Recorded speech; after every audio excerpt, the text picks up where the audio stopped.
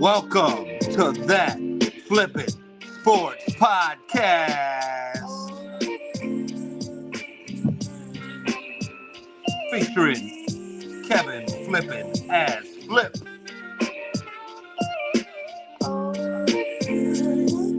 Paul Gilman as PG Fitty P. And what up, though? I'm your boy, Kenny Wingle, K-Dub. Let's go, fellas! NFL playoffs. Not pictures, the Los Angeles Chargers.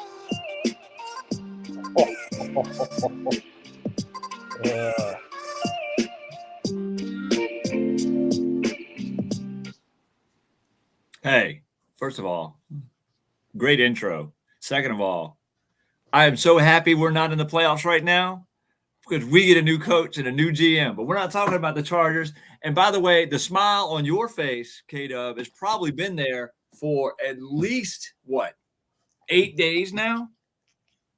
8 days of joy because the Michigan Wolverines broke through for the first time since 1997, I believe, and won the national championship. Go Big Blue. How did that feel? Where did you watch it? Were you at the game? Were you with Leonard? What was up? No, I was at home solo watching the game. It was peaceful. No. I don't know. Anyways, I don't remember, dude. We won. National champs. Heck of a year. 6 games without Harbaugh, but a team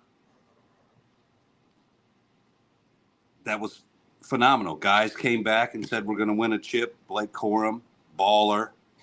Donovan Edwards coming back next year for his senior year, baller. Harbaugh, who knows where he's going to end up, but if he leaves, thanks, dude. Jim Harbaugh is a Michigan man. That's what he wants on his tombstone, and that solidified it right there. So, oh yeah, that's it. That put the nail in the coffin. If you want to continue with the tombstone reference, yeah, he did it. Good for him. Good for them. Good for you. Good for everyone. It's a beautiful. The state of Michigan in football right now has got a lot of cheering. That's that blue collar state, especially Detroit. But man, it was awesome to see Michigan. Incredible. It's kind of wild that the starting running back from Michigan and the starting running back for Ohio State, when he's healthy, they're both from Virginia. Yeah, Virginia boys. In fact, we should maybe get them on this podcast and have an orientation for Virginia sports. What? Would we do that? That's a dumb idea. Never mind. We'll see. Country boy Blake Corum. He's from like middle of nowhere, like Northwest Virginia. Yeah, he's going to buy a farm. He's going to buy his old farm back too. Saw that story. Hey, K-Dub, you mentioned Harbaugh and you not know where he's going to go, and you opened the podcast with the Chargers not being in the playoffs. Could that be a marriage made in heaven? Yes, it could be. We'll move on though because we don't want to dwell on something that may not happen. You're right.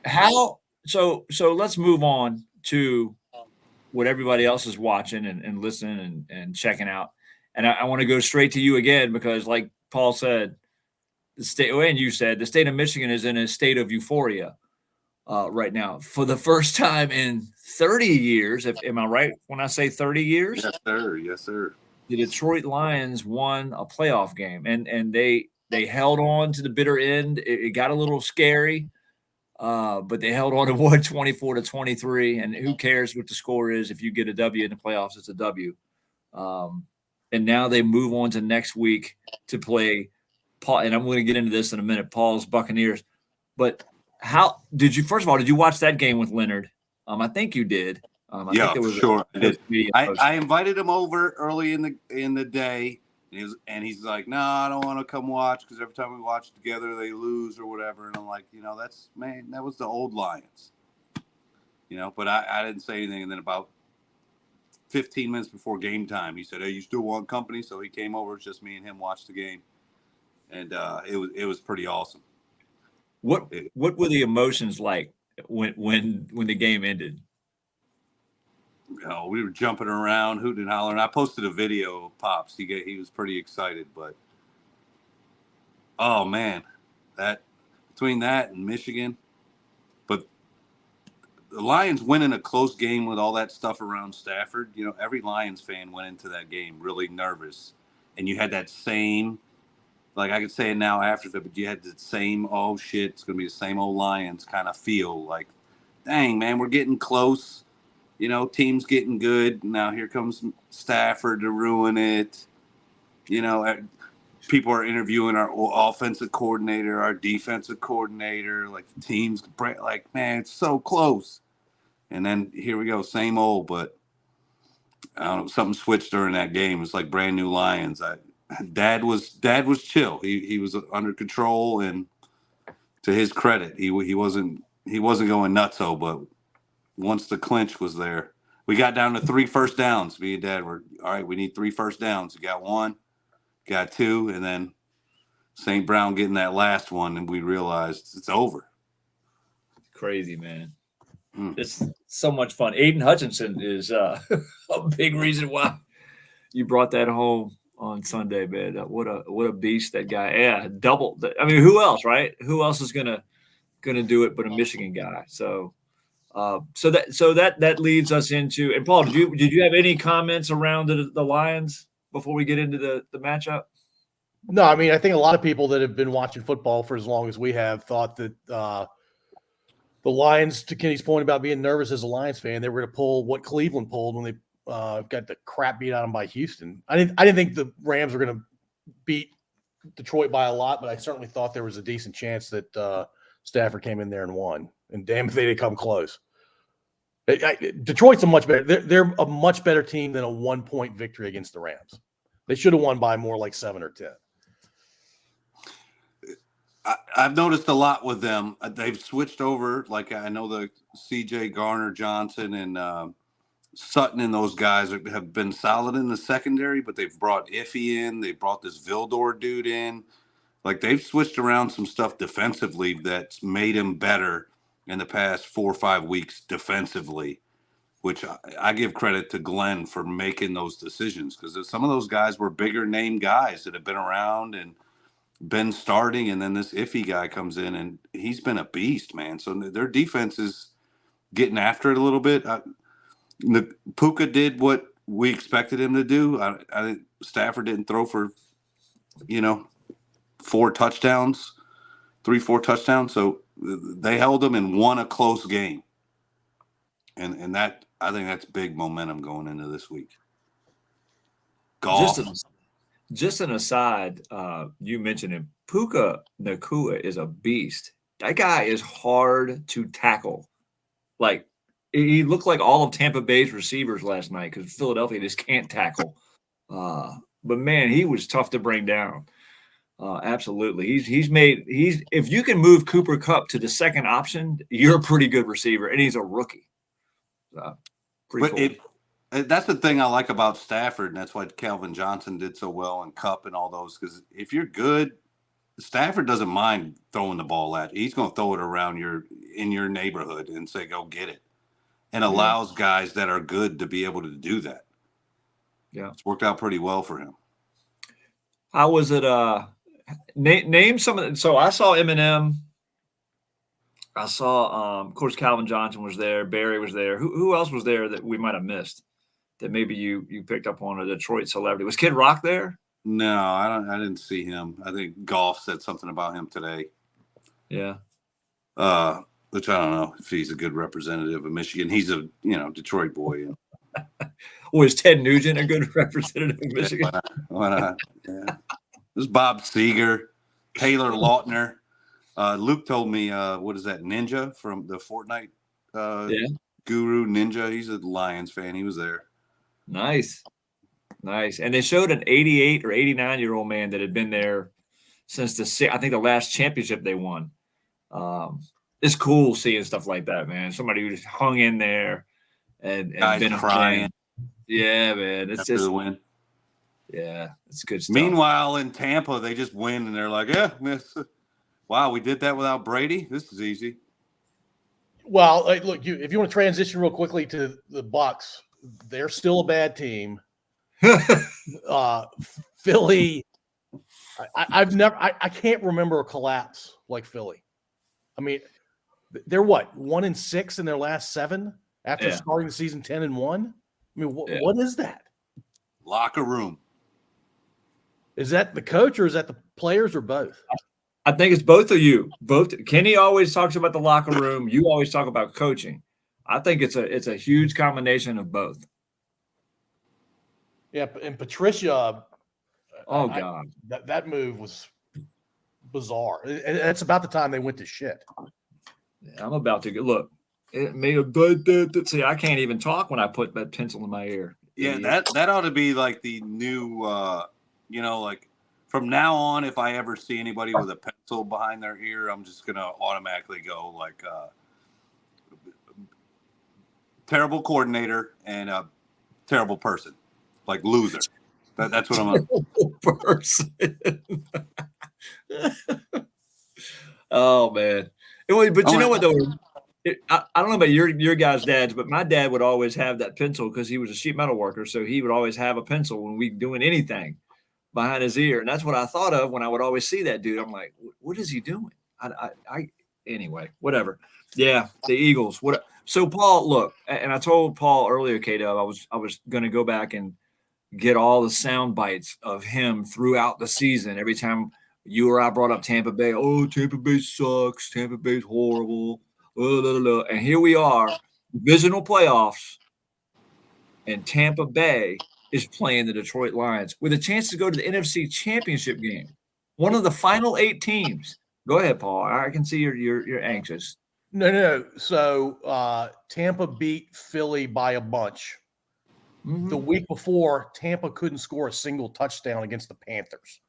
Tampa Bay is not good. They are not good. If we beat Detroit, I don't know what I would do because we have 0 chance. The line ought to be like 70 points. It's 6, you know that. And we already played you this year, but it's the playoffs. You do got to come to Detroit. Well, it's going to be. Thank goodness it's inside. Yeah. Speaking of which, this coming weekend, I believe 3 of the 4 games are going to be decent weather games. Obviously, that one. San Francisco, I mean, I guess it could be rainy in San Francisco, but the weather's usually decent. And then I believe Baltimore. I don't know what Baltimore's going to be like because around here it's been crazy the last couple of days, but it's a good chance Baltimore will be 50 degrees and sunny. And then, of course, Buffalo is underneath a snowstorm every January. So we'll see what happens there. All right. So any predictions? I know both of you don't like making predictions on your teams, and we stray away from that in our picks. But either one of you want to make before we'll make our other playoff game predictions in a little bit. But any predictions on Detroit, Tampa? Detroit 73, Tampa 3. Would you say 73-3? That's right. I'll disagree with that. I don't think we get to 70. I'll go 69-3. Let me write that down. 69. So 9 touchdowns, 2 field goals, and I was going with 10 touchdowns, 1 field goal.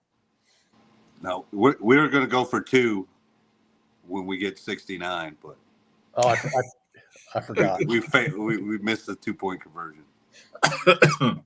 All right. Forget predictions for a second. Who's the key person on Tampa Bay's team that needs to play great for them to have a chance? Oof. Is that for me or Kenny? Or you? I think if Evans brings his A game, we have a chance. K-Dub, same question for you for the Lions. Just keep doing what we're doing and give the ball to everybody. Keep spreading it out. I mean, there's playmakers everywhere. Gibbs will get a drive. Montgomery will get. We got to run the ball. That's it. That's what I really wanted them to do against the Rams. I think I yelled that a lot. during that second half of that game was running the ball. Yeah, I mean, Mike Evans can go off and Baker can go off. I think we just got to limit them in the red zone like the defense has been doing. Yeah. Baker, you can get him to panic a little bit too. You know? Come on now. Now I will say this: Baker played great because he was literally playing right outside his living room on Monday. He won't have that luxury come Sunday, so it could be a problem. Well, what's your prediction, Kevin? If I had to put money on it, and then I don't do that, I'd say 23-20 Detroit. It's right behind me. He really values your friendship, Paul. Yeah, I think he's being sincere. I think he thinks that's what's going to happen.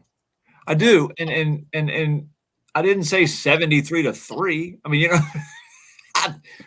I'm just going to be honest. I do think Tampa Bay can win this game. Don't for one second think that they can't win this game. They've got a good running back. Both their lines are good.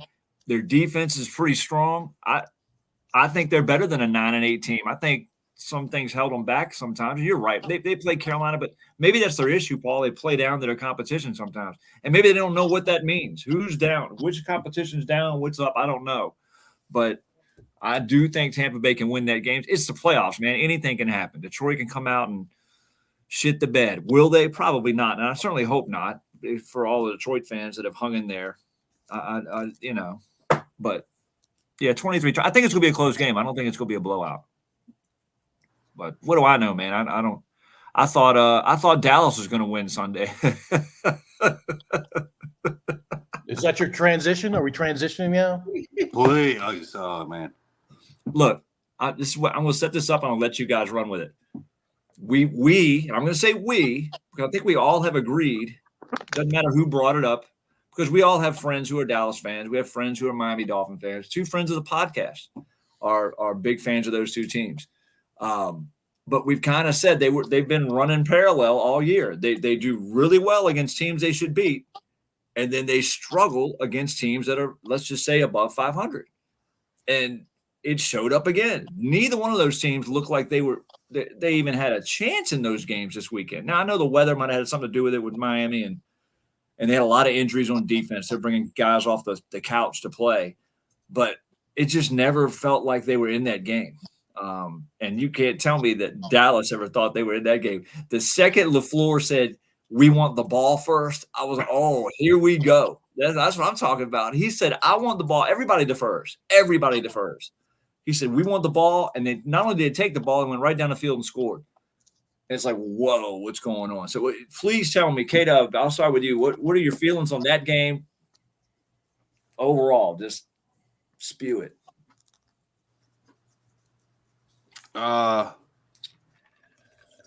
It's the same old story, right? That's why we say pump the brakes, Cowboys fans, during the regular season. It doesn't matter, because this is what Dak gets paid for, is to go out and perform. The coaches should come out and have these guys ready to ball out. Neither one of those things happened. The defense looked atrocious. And they got down, and it looked like they quit early on, especially defensively. Like, Dak was trying. I give it. He was, all right, we're down a lot. I got to make some stuff happen. He was trying to make. Defensively, they just were like, as soon as they got down, they were like, all right, whatever. But it's the same old thing with the Cowboys, man. It's like, pump the brakes, all right? Win a couple playoff games, get in an NFC championship game, get in the Super Bowl, and then I'll listen to you. But until then, shut the hell up with your Cowboys greatness. You ain't 90-something, 30-something years. The Lions, we haven't been screaming about Super Bowl every year for 30 years since you've been there. Y'all have sucked for 30 years. One playoff game win in 30 years. Shut up till you win a game. Packers came in and smacked y'all. By the way, the youngest team to ever win a playoff game, I think. Their average age is like 25. They're the youngest team in the NFL. Yeah.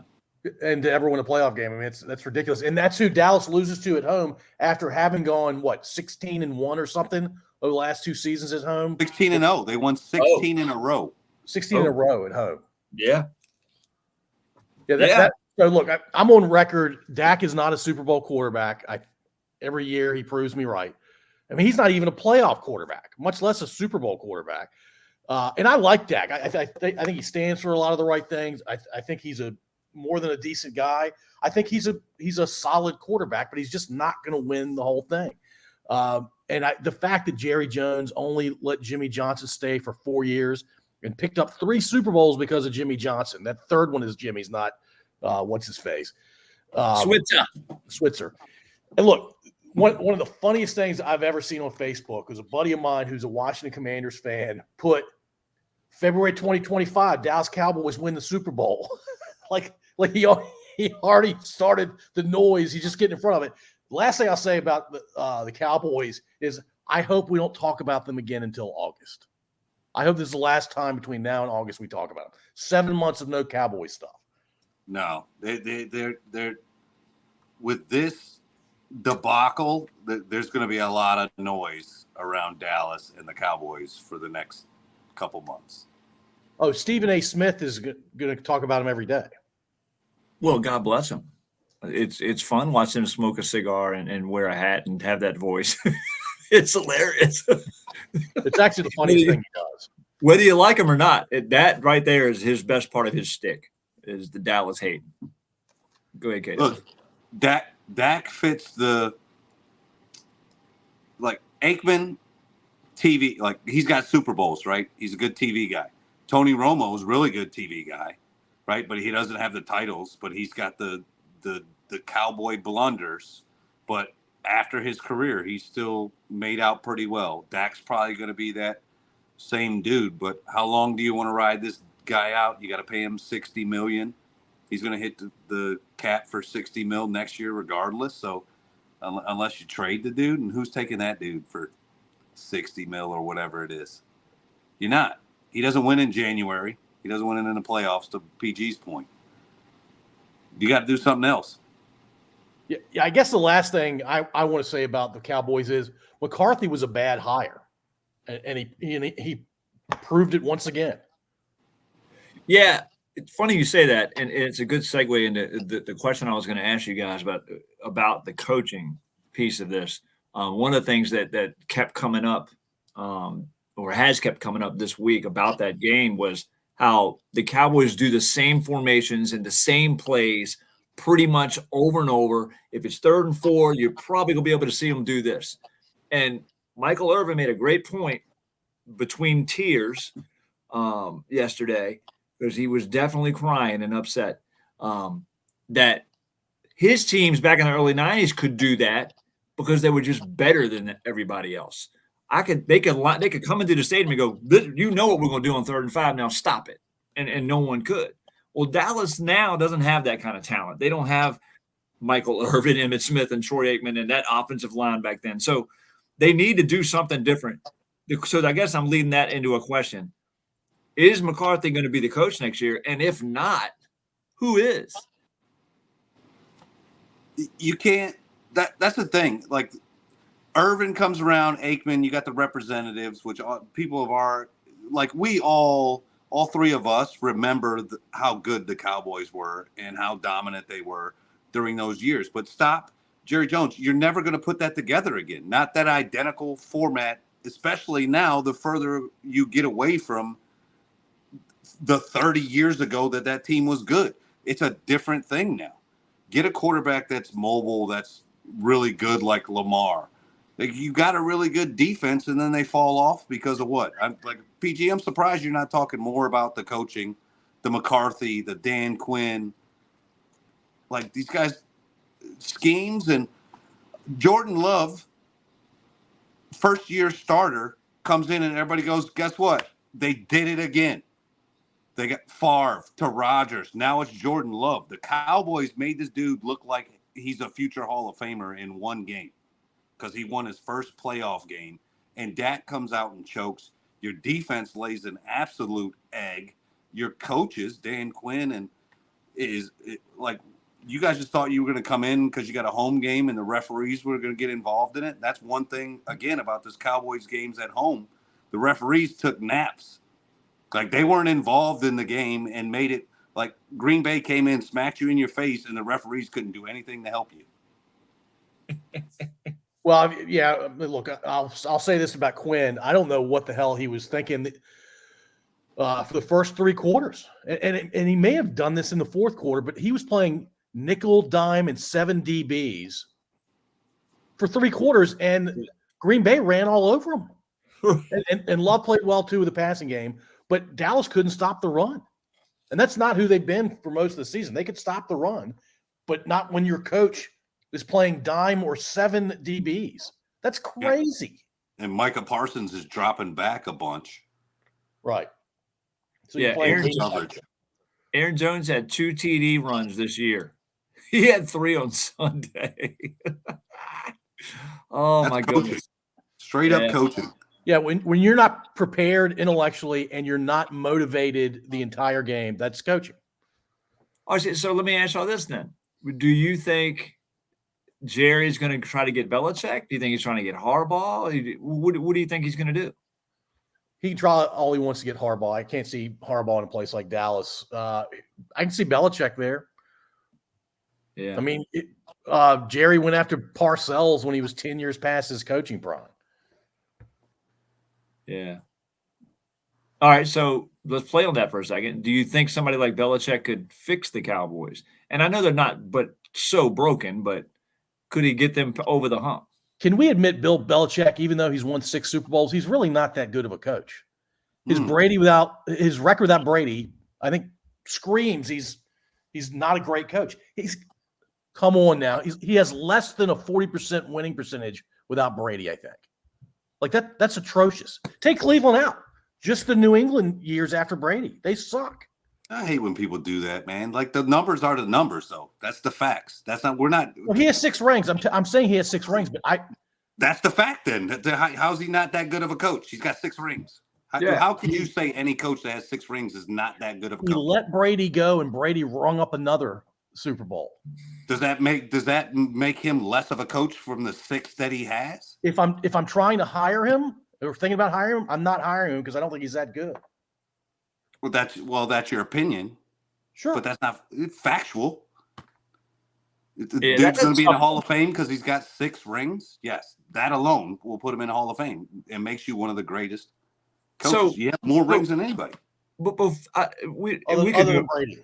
we could go down a rabbit hole here. I think Brady's situation when he went to Tampa Bay was perfect for him. It worked out perfectly. Obviously, they won the Super Bowl. But I personally don't think that means that Belichick would have never won a Super Bowl without Brady. The first couple he won wasn't because of Brady. I know the first one wasn't because of Brady. So I mean, I don't know. That's tough. That's tough to say that Belichick isn't. Here's the question I have for you, PG50P. Brady won 6 with Belichick, and then went on to win 1 on his own. Do you give credit to Belichick for getting Brady the knowledge that would allow him to go somewhere else and be able to call his own shots to say, this is what I want. This is who I want my OC to be. These are the guys that I want to play with me, and I can make it happen, and I can help you. Where does he get that knowledge from? He's played for Belichick his entire career. So does Bill get credit for creating a player that could go out, especially a quarterback, that could go out and say, this is what I need offensively to be able to do what we need to do to win a title? I mean, isn't Belichick a defensive guy? Well, yeah, but I mean, he's a head guy, right? I mean, I don't think Belichick is.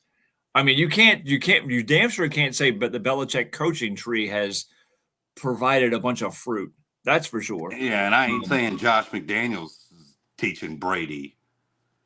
Right, but stuff. But look, Belichick allowed Brady to be who he is and become who he is under Belichick. So you got to take some credit for that, right? Like, just Paul, it's like you train somebody at your job and they get promoted, right? They're not above you, but you get credit, partial credit for training that person and teaching them. No, yeah.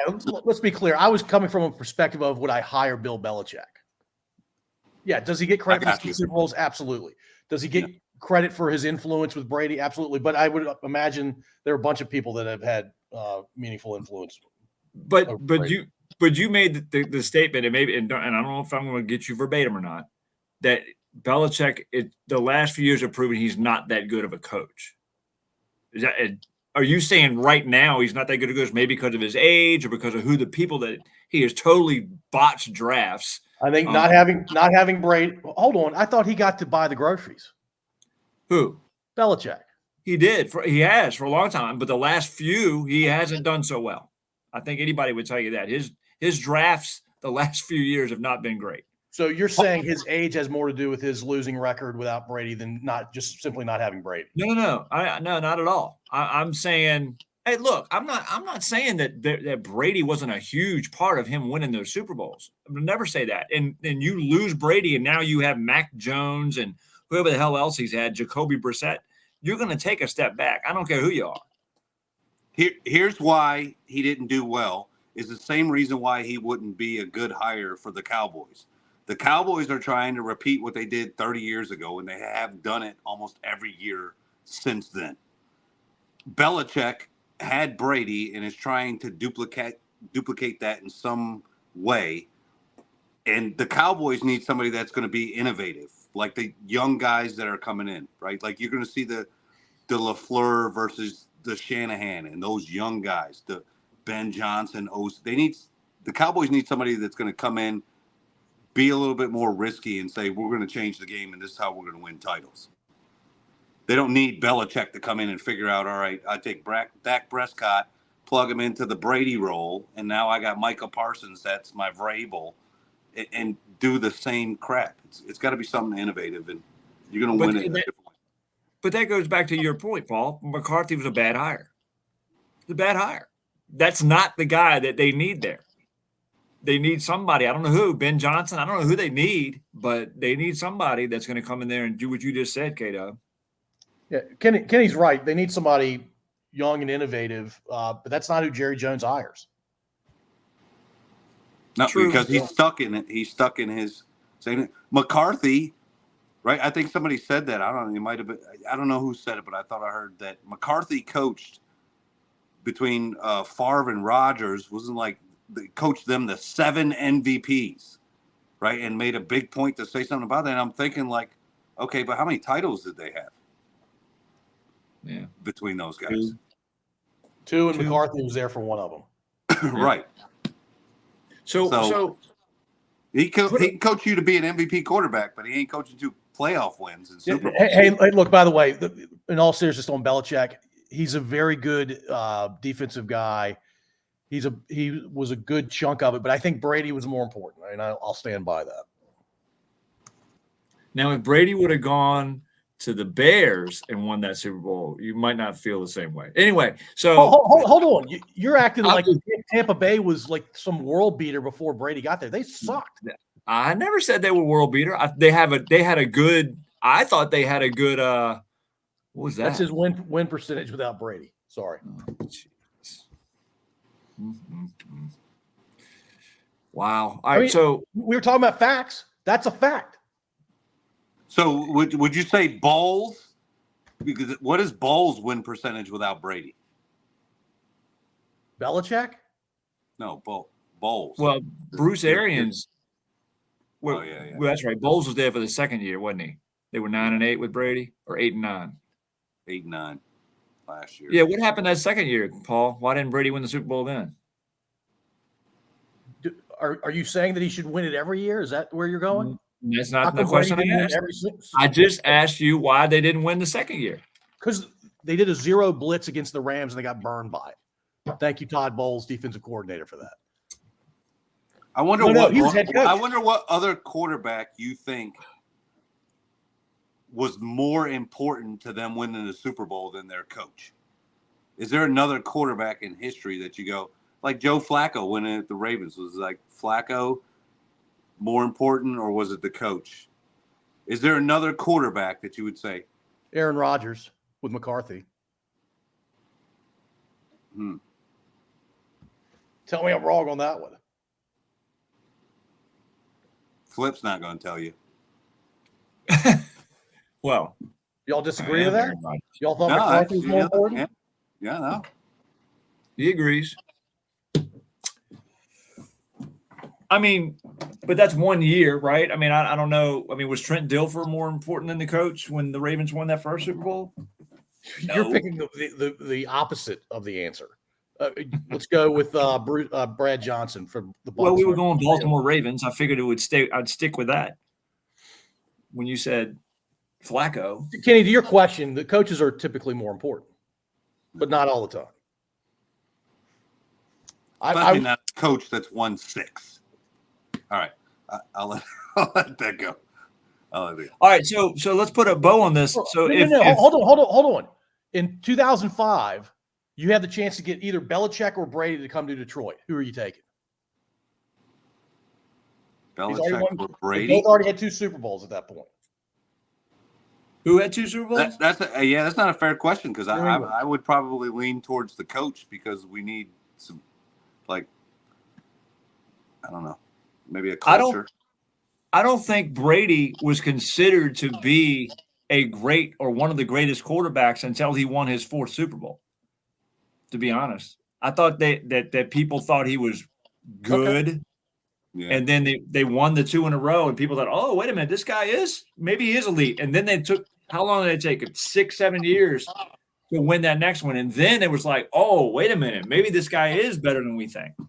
I think we forget that Brady wasn't always considered to be the GOAT or the greatest. And I still don't think he's the greatest. I think he's the most accomplished. But that's another argument for another day, I'm sure. Well, those 6 or 7 years, so crazy. Like what if Bledsoe didn't get hurt and Bledsoe led the Patriots to a title and Bledsoe had the career that Brady had? Drew Bledsoe, the GOAT. That's crazy. But he wouldn't have done it, according to Paul, because it was Brady, not the coach. Yeah. Picked him number 199. Even though they went 11-5 with Matt Castle, but it's all good. All right. So now that we talked, but I was going to put a bow on that by saying if Jerry Jones wants to live 30 years in the past, why doesn't he go and hire Lincoln Riley? Just like he did back then, he hired Jimmy Johnson out of the University of Miami, bring that young blood, although Jimmy wasn't that young, but championship blood from the college ranks into your program. Maybe Harbaugh. I don't know. You said Harbaugh wouldn't fit there. I kind of tend to agree with you. But somebody like Lincoln Riley would fit there. Here's who would go coach him. Here's my stab at it. Who the next Cowboys coach would be right now, and it'd be crazy because all of the Belichick talk. And you know, it would be fun and maybe a little scary as a non-Cowboys fan, but mess around and go hire Nick Saban. Wow. Well, that would be consistent with how he picks coaches or who he looks for. Yeah. Why not? Switzer was Alabama, wasn't he? Oklahoma. No, he was Oklahoma. Well, yeah, but Switzer walked into a much better situation than Saban would be walking into. Not that they're bad, because they're 12-5, 3 years in a row? So they're a good team, but that'd be cool. To your point, though, if people don't like the Cowboys, might not like that very much. Oh, well. Good stuff, man. Good stuff, Dallas. All right, so let's transition real quick to their rival in their division, the Fly Eagles Fly. And I know we talked a little bit of this earlier because Tampa beat them, but what the heck is – if you asked me 2 weeks ago, and somebody did ask me, is Nick Sirianni on the hot seat? And I said, that's ridiculous. He was in the Super Bowl last year. He started 10-1 this year. There are a lot of factors that go into this. Both coordinators are not there anymore. Bad mistake hiring Patricia. But a lot of free agent guys are gone that were there last year. It's just a different team. And I think they were doing it with a little bit of smoke and mirrors to start the season. They won some games maybe they should have lost. And Jalen Hurts has been Hurts most of the season. So I would have said, hell no. But now there's an uprising. that Nick Sirianni may lose his job. I mean, are y'all on board with that? Should he lose his job?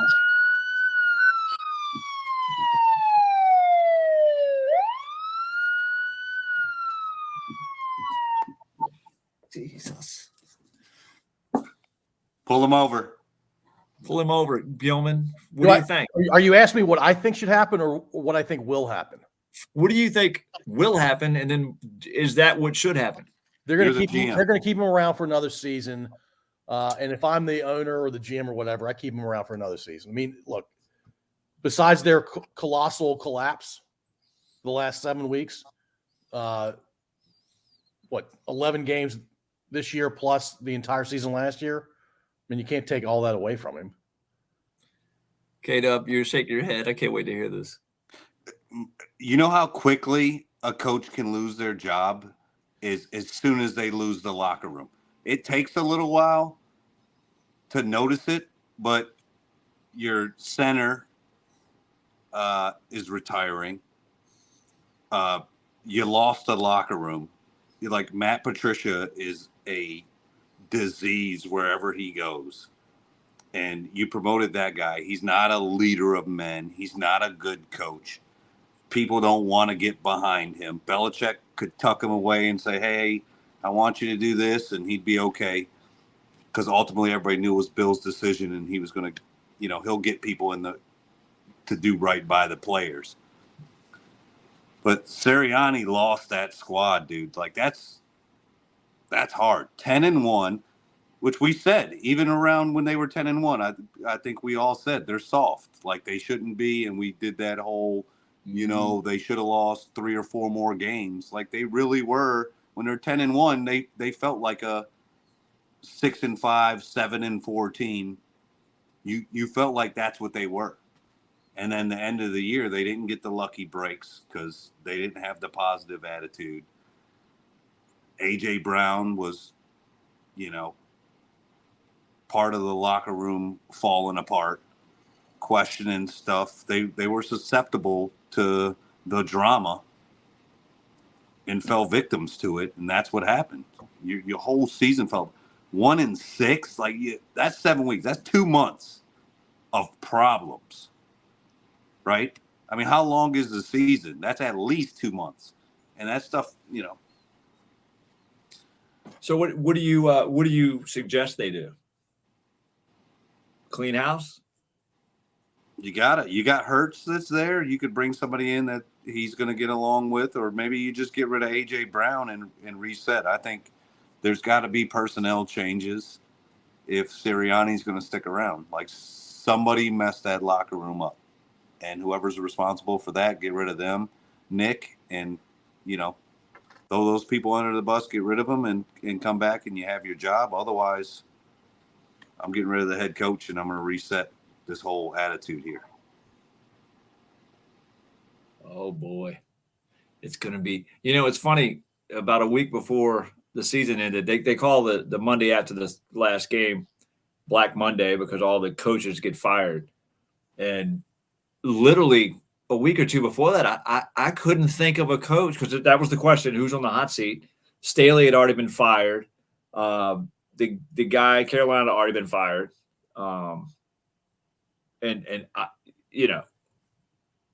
it was.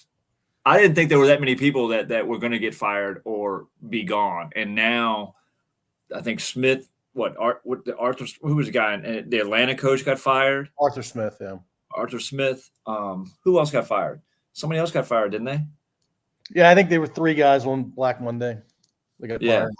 And now we're talking about the Eagles coach. We're talking about McCarthy. We're talking about guys that are losing in the playoffs. Vrabel. There's another one. That's another one. Vrabel. You could argue Belichick. Pete Carroll.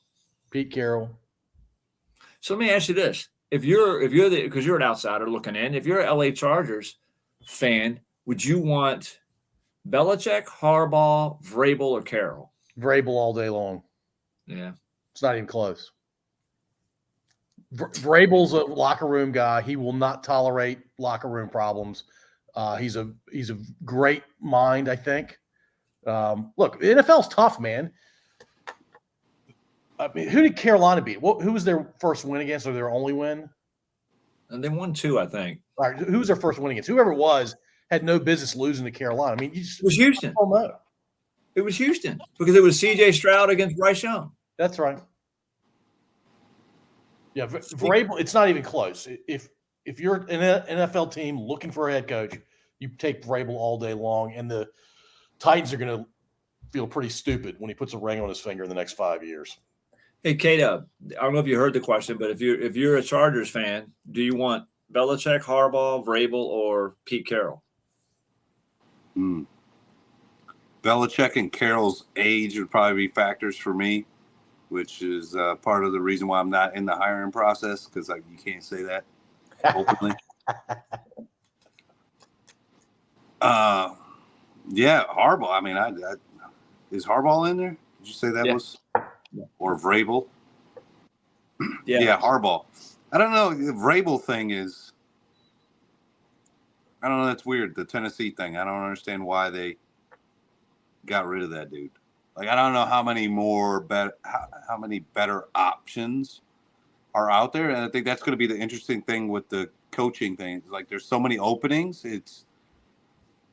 But that tier 1 guy is like, all right, if this guy takes this job, then now there's going to be a few teams that really miss out on a good coach and are going to have to do some, grab bag type of stuff. Like, all right, we're going to hire Aaron Glenn as our head coach. I'm like, well, or Dan Quinn. Or Dan Quinn. Yep. Somebody's going to end up with Dan Quinn because they lost out on everybody else. Yeah, Ron Rivera is another one, Paul, that we didn't think about. And Frank Reich lost his job mid-season, right? Yeah. I mean, what did the Carolina Panthers ownership think Frank Reich was going to do with that roster? I mean, seriously. Well, Tepper has no patience, man. I think he owns another team. I think it's a soccer team. I think he's changed their coach every 6 months. Like, he changes it like he changes girlfriends. I don't know. The guy has no patience. And so I would be very wary of going to Coach Carolina if I was anybody that had any ilk of the coaching skill. So, yeah, it's not a big draw to that job. It's not enticing, that Carolina job. No, it's probably the worst job in football. Yeah, they're probably going to hire Matt Patricia. Ooh. Hey, but they're in Charlotte. That's a nice city. Hey, we can have a reunion of Patricia, Josh, whatever his last, McDaniels, and Belichick in Carolina. Ooh. They all go to Carolina. Poor Bryce Young. That would suck. By the way, C.J. Stroud, are we kidding? D'Amico Ryans, what a great tandem. Go back to the tape back in August. I was telling you all that C.J. Stroud was a much better quarterback than the guy for Carolina. And Baker Mayfield, you said that too. And I'm still right on both. And look who's in the final 8. Baker and C.J. Stroud. It's a beautiful thing. All right. Hey, can we mention that? Yeah, let's definitely mention that the NFC East is not in. Has no chance of making the NFC, not even in the divisional round. So, well, really, the old, as Chris Berman would say, the old NFC North is the Tampa Bay, Detroit, and the old, was it NFC North or was it NFC Central? Central. It was a Central, but he called them something. What did he call them? Yeah, but 3/4 of what's left in the NFC. Yeah, is from that old Norris division. I don't know. He called it something. Anyway, whatever. Yeah, Norris division for the hockey. Yeah. Yeah. Good stuff. All right, let's make some picks real quick, and we'll keep Tampa Bay, Detroit out of it. Who wants to go first? We're going to go with the one game that probably has the highest point spread, and that would be Green Bay at San Francisco. Who wants to pick that game? Just who's going to win? Money line thing? Yeah, you know what? Let's do scores. Give me your score. San Fran 31, Green Bay 27. Wow, you think it's going to be close? I think Green Bay's got something for them, man. If they can bottle what they did to Dallas, man, San Fran better watch out. Flip, I'm K-Dub? gonna let you. I'm gonna let you go. All right. I'm going to say San Francisco 38, Green Bay 17. Woo! Yeah, I think it's a classic case of Green Bay blew their wad. They don't have much of a wad. They're getting better. They're calling the come up, and I do think they're going to continue to get better. But San Francisco ain't Dallas, and I don't see Green Bay being able to handle that San Francisco offense at all. So I hope I'm wrong, but that's just the way I think. You sound like a Cowboy fan. Hey, Please. that's what the Cowboy fans were saying about them last week, and then you see what happened. So I was worried about the Green Bay San Francisco until I realized that it's the LaFleur Shanahan, and I wouldn't separate them two that much. Would I take Purdy or Jordan Love right now? I like the way Love's slanging it around. I'm gonna go the oppo of you guys because I think the Lions are gonna have a home game for the NFC Championship in Wow. the NFC Norris division. That's a huge upset. It's gonna be a lot closer than you think, Flip. But I'm going 28-26. Okay. Green Bay Packers. I like it. That's what I'm talking about. Good stuff like that. I hope you're right. Me too. KC Buffalo. You want to lead this one off, K-Dog? Yeah, interesting, right? This is in Buffalo. In Buffalo, yeah. Is that a change from what they've been doing previously? Hasn't it always been in KC? Mahomes seems has never like it's played always it. Mahomes has never been on the road except for the Super Bowl. right. Yep. So yeah. So I want to see how I went. The Bills are hot. They figured it out. They won I don't know how many in a row. They're hot. Kansas City's susceptible. I don't know if I really like the whole Taylor Swifty kind of energy. I don't know how much that's going to fly in Buffalo. I think it's going to be a close game. I'm going to go. I'm going to go 22-21. 2-point conversion wins the game at the end of it, and I'm going Buffalo. So you're saying they score the touchdown. It's 21-14. They score the touchdown, and instead of kicking the extra point and trying to worry about overtime, they go for two and win it. Yep. That's a great prediction. I'll go next. Go ahead. Buffalo's coach seems super conservative. He's not your boy Campbell. But right on. Wait to see that atmosphere and how many snowballs are flying around after they. Yeah, I'm going Buffalo 23, KC 20. Similar to my Tampa Bay Detroit pick. I think Buffalo is gonna outlast Kansas City this time because Buffalo's hot, man. And Kansas City, yeah, they won last week, but I mean, beating Miami in 2-degree weather and with all those injuries, I don't necessarily know they look that impressive. But anyway, Paul, what you got? 23-16, Buffalo. Oh, great. Buffalo's We just jinxed sweet. the shit out of Buffalo. We just jinxed the crap out of Buffalo. Yep. Travis retires. You get the Kelsey boys to retire back-to-back weeks. I think Kelsey. He's 3 or 4 years younger, isn't he? Yeah. He is. Kelsey should come out with Swift on his jersey Saturday. That'd be sweet. My auto. Or my offsides. That'd be good too. My offsides. He could run out there. My offsides. All right. Houston at Baltimore. PG, what do you got? Whoo! Why am I? Hold on. I went first for the first game. Why am I going first again? Oh, all right. Well, it's either Flip go. Yeah, Flip, you should go first this time. And I'm second, and then K-Dub's third. as much as I want Houston to win this game, I don't think they will. I think Baltimore is going to take it 27-19.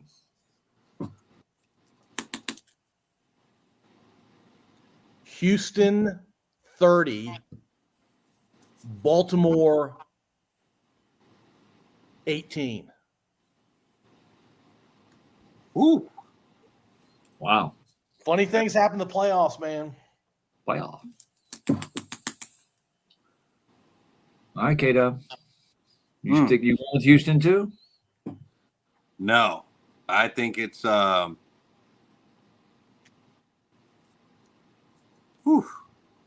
think it's 35-14, and they don't get 14 because they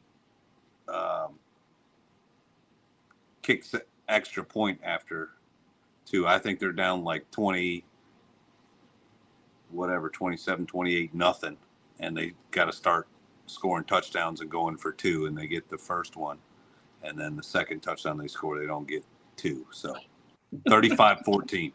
Very specific. So wait a minute. They're going to score a touchdown, get the 2-point conversion, then they're going to score again and not get it. Right. All right. That gives them 14. Y'all want me to break down my 18? I don't know. I'm trying to do like the octagon. You guys remember break down your 18, how they score that. Yeah, I want to hear that, Paul. All right, 2 touchdowns, 2 2-point conversions, and a safety. Oh, okay. So you're saying Baltimore's will get a safety. What kind of safety? Are they going to sack Stroud in the end zone? Is it going to be holding in the end zone? Punt? They're going to there's going to be holding 8 yards deep in the end zone. 8 yards. All right, cool. All right. On the first drive, it's going to start out 2-0. Yeah.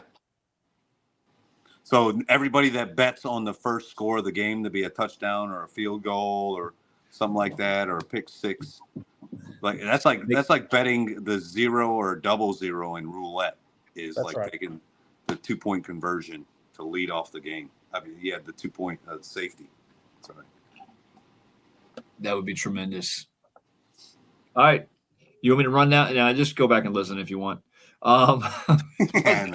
It should be a good weekend. Absolutely. After all, Virginia. Go ahead. I'm sorry to interrupt, Kevin. Go ahead, finish your thought. No, it's not even worth finishing. Go ahead. I mean, I think we have to lay a little Easter egg here and say the reason we recorded tonight, because we thought about extending our break, our holiday break, another week, was because Brent Scopel couldn't handle another week without us recording. Yep. There's a lot of our 7,444 fans that are listening. Big shout out to Pops. Shout out to River Dogs. I know they want to hear. Paid Nick Bosa want to hear his name one more time on the podcast. It's been a while. This is last year since we did a podcast. So kudos to you guys listening to us and allowing us to have fun. We don't feel like we're talking to 6 other people when we're on here. We feel like we're talking to 1 million, and we appreciate everybody that listens. No, absolutely. At least. And if you don't like that, Corey LaJoy will meet you at your local track and bust your ass. Was it your ass? Bust your ass? Is that what he said? Yeah, I'll bust your ass. Something like that. Yeah. It was a classic line, and I love it. And by the way, we're keeping up with Corey LaJoy this year because the 7 cars will do some damage now that he's been anointed and touched by this podcast. I say we get our logo on his car. Do we have a logo? I mean, we might have a new logo soon. You might have to sell your soul to the devil, Paul, to get a logo on there. I mean, we could have like a 1 millimeter by 1 millimeter and just tell everybody to trust us that it's there. It's there. Right under the windshield wiper. We can get our logo on the car. It just he's not going to know about it. Those cars don't have windshield wipers, do they? Anyway, that reminds me of the Mitch Hedberg joke. He's like, this CD will be available in stores. My last one wasn't. Yeah. He would have to break in and leave his CD in stores. He's like, excuse me, sir, you left his CD here. He's like, no, I did not. It is for sale. Please alphabetize it. I love it. All right. Well, I'm assuming, and we have no Mount Rushmore this week. This could be the Mount Rushmore of podcast episodes in 2024, and this is the only one. So there you go. I don't know what else to tell you. So hey, are we wrapping it up? Yeah.